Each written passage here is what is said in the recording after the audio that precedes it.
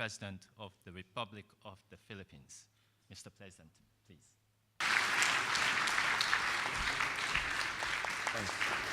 Thank you. Good afternoon. Please down. I wasn't aware it would be that brief, Chairman Tanaka. Of course, Mr. Akihiko Tanaka, the President of the Japan International Cooperation Agency, Governor Hidehiko Iyuzaki, Honorable Albert Delsario, Secretary of Foreign Affairs, Honorable Teresita Quintos Deles, the Presidential Advisor on the Peace Process, members of the Cabinet present, Secretary Cesar Purisima, Secretary Voltaire Gasmin, Secretary Florencio Abad, Edwin Lacerda and Julia Abad, Chairman Alhaj Murad Ebahim, Professor Miriam Coronel Ferrer, Chairman Mohager Iqbal, Dr. Kamarul Zaman Askandar, participants of the Consolidation for Peace for Mindanao, officials and staff of the Japan International Cooperation Agency, honored guests, ladies and gentlemen, again, good afternoon. Next year, the world will mark 70 years since the terrible power of nuclear weapons was first unleashed, right here in the city of Hiroshima. The tragedy that took place in the city on August 6, 1945, involved a previously untested type of uranium bomb and claimed over 100,000 lives. It was followed by the use of a plutonium bomb on Nagasaki on August 9, 1945, inflicting, again, over 100,000 casualties in a city that was actually a secondary target. Heavy ground haze and smoke obscured the city of Kokura, the real target, leading to the decision to bomb Nagasaki instead. A fundamental question arises from this tragedy. What did the peoples of both Hiroshima and Nagasaki do for them to pay the ultimate price of war? The tragedy that was the bombings of Hiroshima and Nagasaki 7 decades later only reminds us of the futile results of conflict and impress upon us the collective responsibility we hold in defending the rights of our respective peoples to live not only without fear, but to live in a world where peace is a shared reality by all nations. It is therefore fitting that we are gathered in this city consecrated to the principle of the preservation of peace to discuss how the combatants of yesterday can become partners for the avoidance of future conflict. In this regard, I believe that the Philippines, which also paid a colossal price in lives and material damage in war, has something significant to share when it comes to setting aside conflict and achieving reconciliation and harmony. On the 27th of March of this year, in the garden of Malacanang Palace, representatives of my government and the Moro Islamic Liberation Front forged an agreement that promised an end to more than 4 decades of strife in Mindanao, an agreement that opened a new chapter of solidarity in our nation's narrative. The agreement, which was witnessed by those who had worked with us and by the international community, was the culmination of the hard work that all stakeholders and partners put into opening this chapter of peace for Mindanao. While it is the task of Filipinos to work out peace in the Bangsamoro, the international community has played a role in supporting this process. Japan is one of the countries to which we owe our gratitude. In fact, it was on these shores where our journey to peace began on an evening in August of 2011. With very little notice, Japan opened its doors to my cabinet members and to Chairman Alhaj Murad Ebahim and the members of the MILF. Japan generously accepted our request to host our meeting, admittedly a risky move, especially since there was no certainty that negotiations would succeed. This meeting happened at a crucial time. Talks with the MILF had reached a difficult standstill, and I had broached the idea of directly meeting with Chairman Murad to move the discussions forward. To their credit, they responded in the affirmative. In hindsight, to us, that was the turning point in our narrative to secure a just and lasting peace. Trust was established between brothers and genuine dialogue was possible.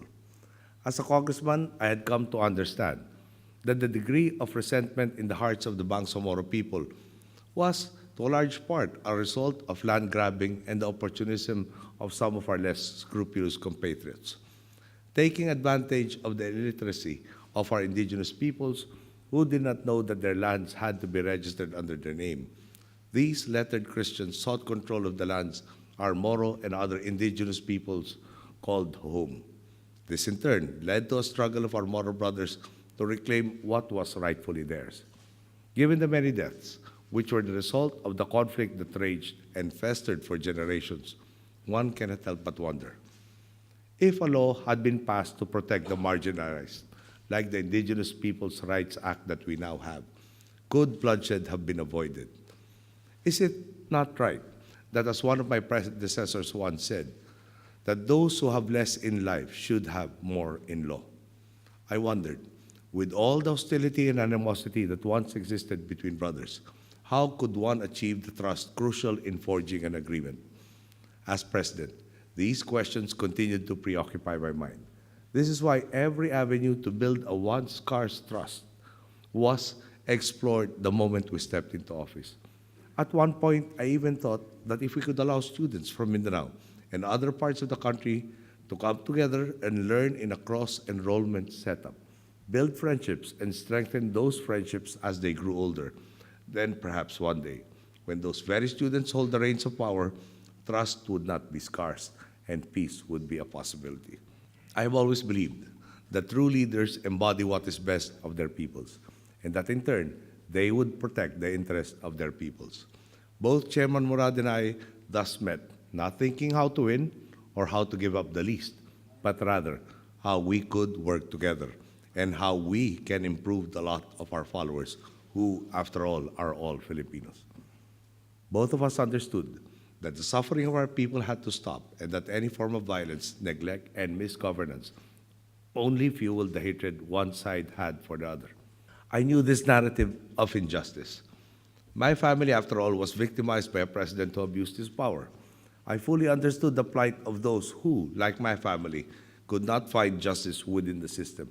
I saw firsthand how the state, which was there to protect its citizens, served as the very vehicle for oppression. It was hard to hope, it was hard to believe that meaningful change could happen. How could democracy and freedom be regained from a dictator?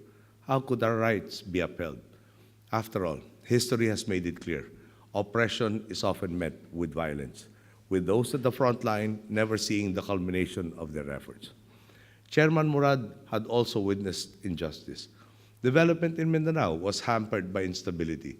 The lack of opportunities bred discontent, which fueled further violence, thus instituting a vicious cycle in which so many of his brothers in the struggle sacrificed their lives.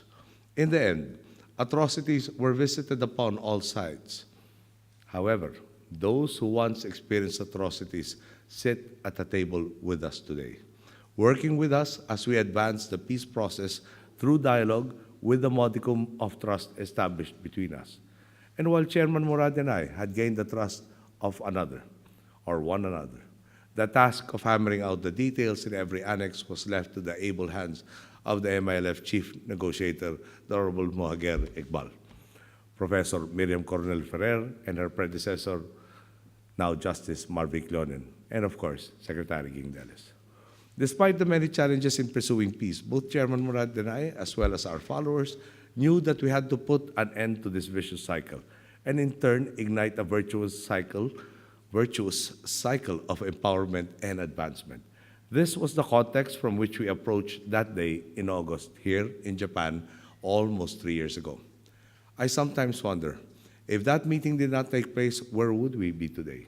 Fortunately, that meeting, my first face-to-face encounter with my brother Chairman Murad, was a breakthrough. Japan's friendship and support were without doubt instrumental as we took those early steps. The goodwill and eventually the consensus resulting from that first encounter with Chairman Murad enabled us to move through the various stages of our peace process, which culminated in the signing of the comprehensive agreement on the Bangsamoro. Thus, I cannot overemphasize just how much Japan has contributed in nurturing the atmosphere of fairness and hope that enabled all of us to look towards a future of meaningful opportunities, especially for those in the Bangsamoro. My people, therefore, will forever be grateful for such kindness. And I must say, on their behalf, arigato gozaimashita. Indeed, the people and government of Japan have stood as a reliable and very patient companion in our quest for genuine and lasting peace and development in Mindanao. This is evident in the support you have provided as a member of the International Monitoring Team, the International Contact Group, and the Independent Commission on Policing. in the assistance you have extended in helping to jumpstart the process of rebuilding and development in Mindanao, and in the knowledge and resources you have shared with our people through the Japan International Cooperation Agency. For the Bangsamoro in particular, through the Japan Bangsamoro Initiatives for Reconstruction and Development, aptly acronymed JBIRD. JICA has funded projects that have helped restore normalcy, develop the local economy, and strengthen the foundations of human security and development in affected communities.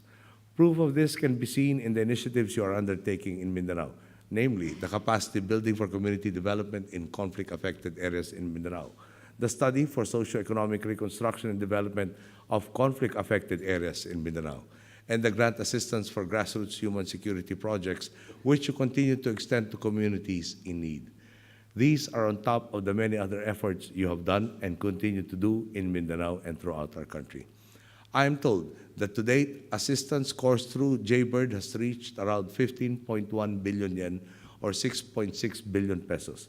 This will redound not only to the development of livelihood and industry, but more importantly to the empowerment of our brothers and sisters in the Bangsamoro, allowing them to take hold of their destinies and bring their families, communities, and ultimately our nation to greater heights.